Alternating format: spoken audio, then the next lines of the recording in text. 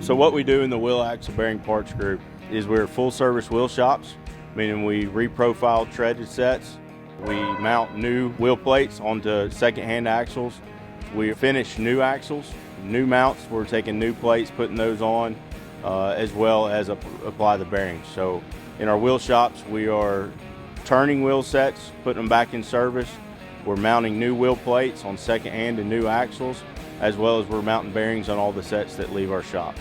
In our bearing shop, we're doing just that. We're reconditioning bearings that are coming from freight and from locomotive service, where we completely tear them down, wash them, inspect them, put them back together with new grease and recertify them and go back out.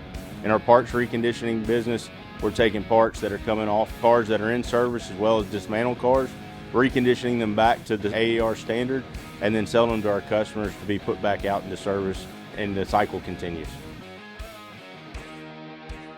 These bearings go on the freight cars for the railroad. We also do GG bearings, which go on the locomotive traction sets. The bearings are located on the journal of the axle. The wheel shops will receive the bearings after they've reconditioned the wheel sets, and then they press them onto the journal.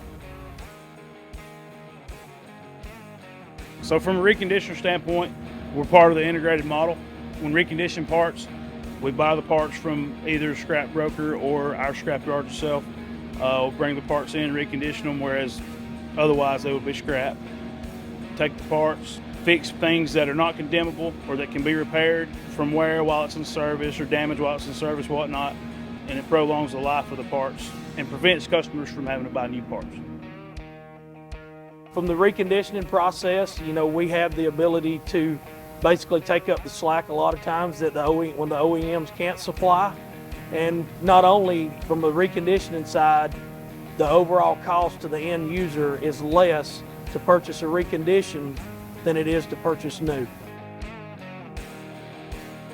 Within the Wheel Axle Bearing Parts Group, we service Class 1 railroads, we service private car owners, we provide services to our internal car shops, as well as new car builders. So when you look at the broad spectrum of freight car services and who's providing the wheels, axles, bearing parts, we have customers that go across the entire spectrum, from Class 1s down to an individual single car shop that's making repairs on their own cars. We have our own truck fleet. We can support moving the material from location to location if needed. We are one of the largest suppliers to Class 1 railroads in the industry, and we've been doing it for a long time, so we have a great deal of knowledge in what we're doing.